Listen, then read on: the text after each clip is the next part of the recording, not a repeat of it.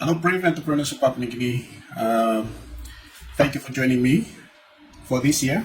This year is Small Business and Entrepreneurs Support Workshop Series that I have promised to run. We started last year with an introduction, and then this year, today is the real deal that we are going to step in and get to know the steps to start your own businesses. This is my commitment to the country because the sharing of knowledge on how to start your own business is the very important steps that we can take. Because I believe in the business tools to alleviate poverty and crime in the country. So I'm here to share some of my experiences in the business world with you by showing you the steps to start your own business. So I will share with you the simple steps to start your own business. But most importantly, you must have a business idea. Your business idea, or you must have a dream, and that dream must be your personal, and that dream must motivate you first, excite you first. So you can't sleep well. You think about that dream all the time, and you plan how to make the dream come true. So I want you to dream big, not dream small. I want you to dream big. Like I'll give you an example. Dream to own a supermarket. What is the first step towards owning a supermarket? So first little things that you can do is start selling grocery items on the street, and then you probably make enough money to rent a trade store. From that, you probably build your own one, and then slowly you own a mini mart, and then into supermarket. So things take times, but it will require commitments, discipline, time management, and all this what it takes to be an entrepreneur or successful entrepreneur or businessman or businesswoman.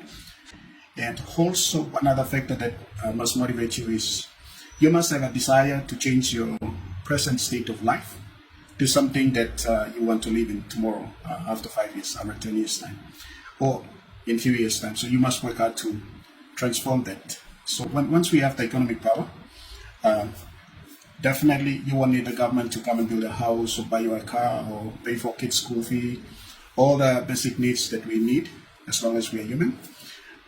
Business can take care of all these things within a short period of time.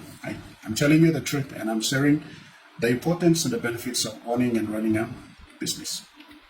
So stay in tune with me. I'm going to take you to the first module, which is ready to start your own business.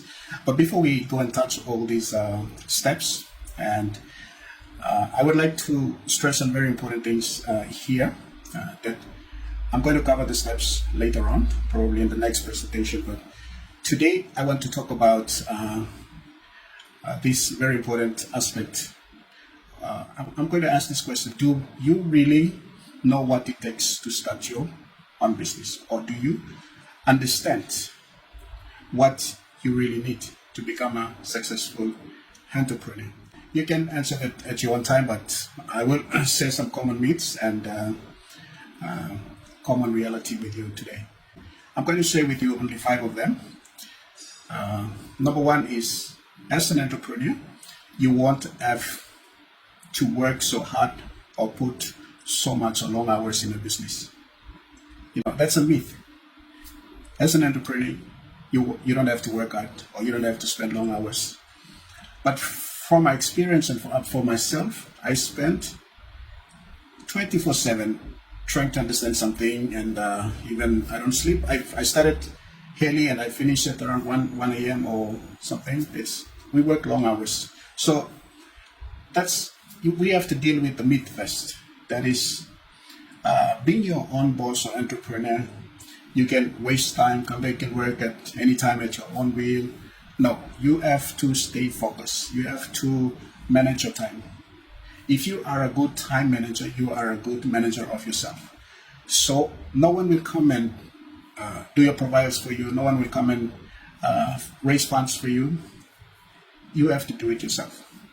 So you have to spend hours and hours of time planning, understand products that you want to sell or tap into businesses. You have to work hard. And sometimes at first when I started my own company, when I try to understand the technologies that we are dealing with at the moment, my brain almost got exploded. I sometimes when I don't go out for lunch or even dinner, my family, my wife, and my kids sometimes get upset at me spending so much time in the office. But that's entrepreneur's life. Why they do that? They don't feel tired because the dream, the things that motivates them, passions, the future that they are passionate about excites them. So they don't complain. They find joy in working hard, and they find joy in spending long hours because that is their dream, and that dream excites them. So it doesn't excite the siblings or the wives or the husband or the kids. But even though we work for them, we work to support them and shelter them and give them a good life. But it must first excite you as an entrepreneur so that you can spend more time and cut yourself from people and things that waste your resources and time. So you work on that. So work on that myth and focus on the reality. Number 2 myth that you as an entrepreneur, you and me as an entrepreneur, that we need to address is my products or services is unique and there is no competition. Don't ever think that the product that you are trying to sell to the customers or services that you are going to provide to the customers is unique and there is no competitor involved. That is a myth. Every product or services that you want to offer to your customers always have a competition. You might not see them, obviously, but there is a competition always running. So be mindful of that one.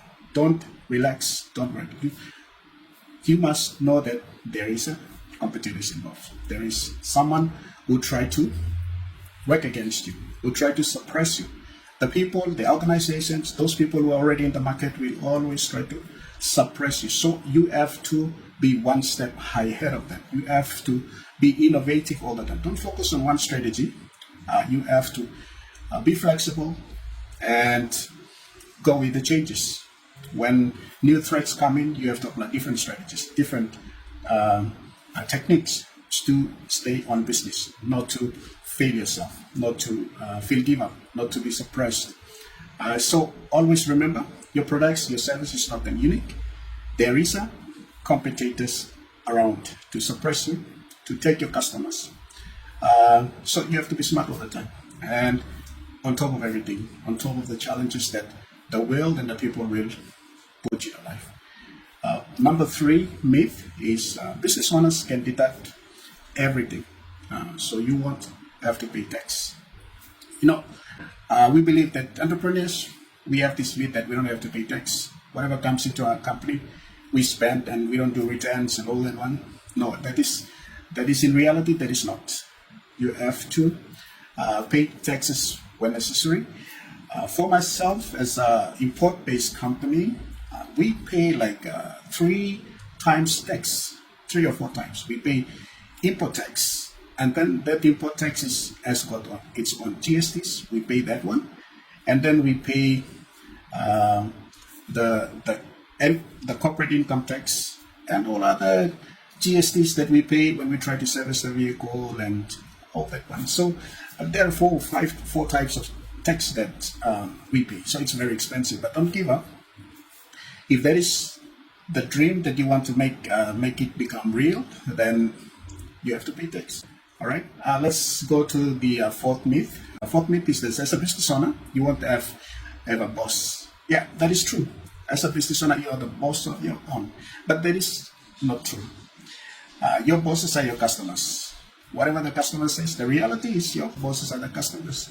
Customers says this is how it should be done. Well, give it to them. If customers are asking you to change something, they are your boss, because customers are there to support you, give you money. They own the money. We own the services and products. But without them, we will not exist. So customers, most of the time, they are right in everything. So you have to flow with them. You have to put yourself in the shoe. Don't think like, oh, I can find another customers. Why not just bend out this bridge and then I look for another customers? No, you don't have to. As a business owner, you must listen to the customers, understand them, and then sometimes they're like obstinate customers where they believe in negative things and they come with with wrong motives to suppress you, to spoil your image and all that. When you deal with them, proper way, teach them a lesson. But not every customer is coming to suppress you. They are coming with the money to support you, pay for your goods and services. So, as this is Chinese proverbs that they usually say, customers are our gods, and we exist because of them. So, yeah, we must treat our customers when they come into offices. Give them a smile, say hello to them, give them a cold water or something, direct them where they can sit, and if something will take a longer period of time to serve them, then advise them that it will take this couple of minutes. So be nice with them. First approach is the most important thing. So you as a business owner doesn't make you the boss and look down on the customers. We exist because of the customers. So we must have a good customer relationship. So when you are venturing into it, doesn't matter you sell your products on the streets, or you run a taxi, or you run whatever business that you're venturing into or dreaming of venturing into, customers are the most important thing. Sometimes we must be innovative, deliver services in a different way so that to satisfy the customers. Like I said at the earliest when I was introducing the business, business is like a remedy that provides solutions to people's problem. You must come up with a unique products that solve customers' problem. That's the secret. If you can provide a solution, your product or your service can solve a problem for people or your customers, then regardless of where you will be located, either home or in the settlement, you will see customers still coming to you because you are solving the problem. So think about the products that will solve customers' problem. Last myth and the reality that we're going to introduce, address right now before going into the real steps. All right, that's it. Business owners get to do what they want. Now, I mentioned that a little bit earlier. Business owners can do. Okay, come to work at maybe 11 o'clock and go home after working 1 hour, and then go spend time with your tribesmen and running around. Come to the office. Use business money for social obligations and spending pre. We do all these things as a business owner. That's why we fail. Our business never grow, business never takes off, because we think that we can do anything with our company and company's money and products. Sometimes we use business resources to achieve other goals, other things. But in reality, no, we must not do that. We must not do that. Business commitments and personal commitment must not meet somewhere. They must go parallel. So you cannot use business funds to do other things as well. So we cannot use business companies, properties to do other social or personal commitments. So everything must go in parallel. So if you don't want to overspend, we Papua New Guineans are good at starting a business, making profits for a while, short while, and then when there's a situation, we blow up everything, even the principals and seed money and the profits, everything, we consume them, and then we go back to the square one again. So this is a myth. We have to address that. Business owner doesn't give you the right to do whatever you want to do with your business. You must set rules. You must be a disciplined person, so that you must think about your sustainability. How am I going to sustain this business for a longer period of time? How am I going to sustain my delivery of services?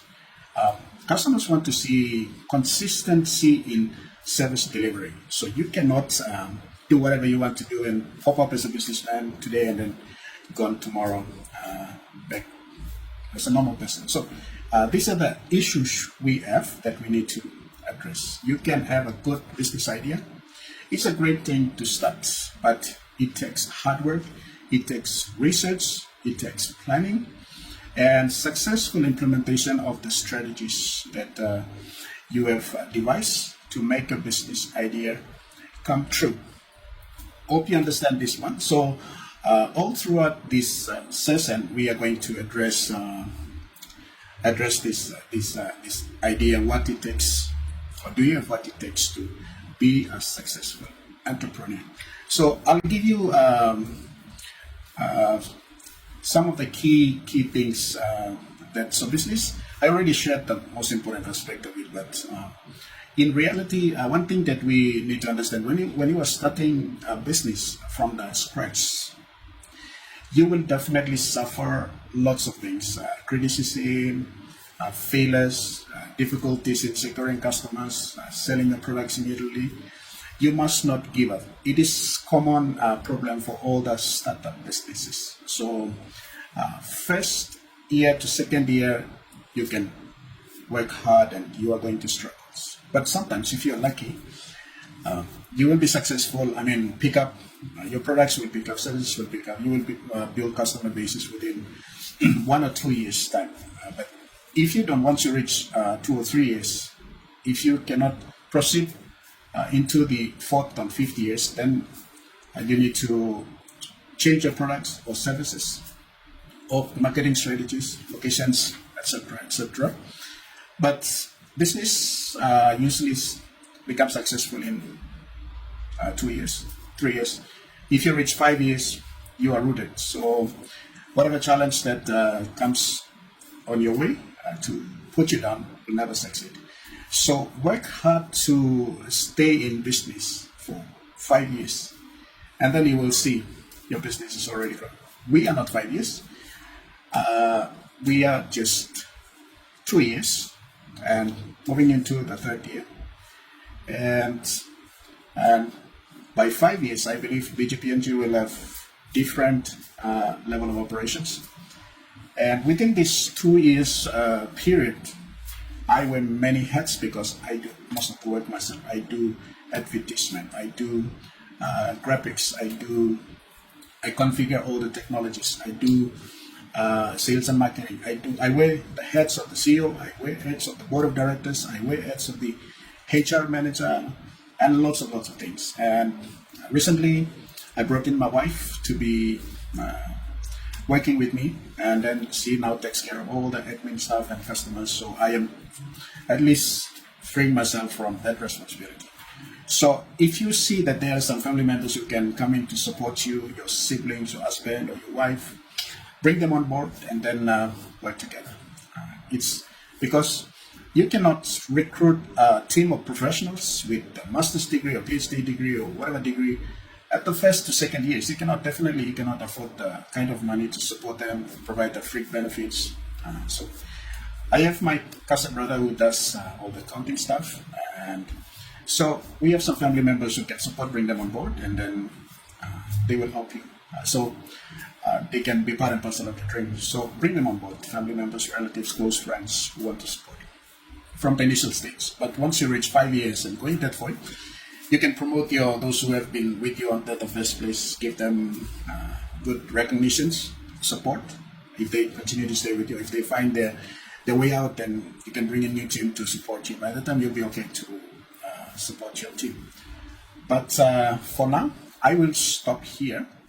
But when we come back again for next, we will continue to address do you have what it takes to start your business.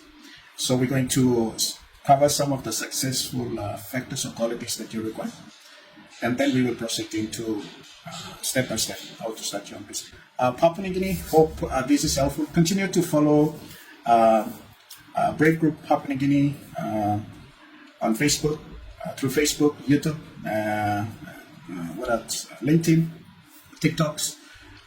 If you want us to help you with sharing our experiences and steps, tools like this one for you to venture into business, follow us. And why I am doing this is because I want Papua New Guineans to step into the business world, especially the private sector, and start owning and running businesses. And then you will have the economic power to transform your life in just 3 or 4 years' time. It won't take long. It won't take 50 years. It won't take 20 years. Business can change your life. Therefore, think business. And most importantly, before I close, please go to church. Fight God and find Jesus and pray and dedicate your business dream and your plans to Him, because He's the one who's going to create the opportunities for you to bloom. So if you want to be like us, Secret is go back to church. Whatever church that you want to go, give your life to God. Cut yourself off from all these rubbish things that we're doing, people are doing, or peers are doing. Beer will not give you a life. Marijuana will not, even your friends will not even make you a businessman. So leave those things. Go back to the church. Organize yourself, manage yourself, give your life to God, discipline yourself, correct your characters that drives you out and drives you crazy, and then prayerfully dedicate your dreams and vision to the Lord. And He is the one who's going to create the opportunities, give you the best customer that will transform your life. So I want you to operate and run your business with God. Without God, we are not going to stay in business. People can believe in their connections, networks, resources, family backgrounds, whatsoever, but for myself, I don't have all these things. I have God, and He's the one who makes everything happen for me. And He's the reason why we are still in business. So if God can do this kind of miracles for us, He will do the same thing for you. So find Jesus, make your dream come true, because He's going to make your dream come true. All right. See you guys in the next session. Addressing this, do you have what it takes to become a successful entrepreneur? We will cover the success factors, so get ready. See you next time.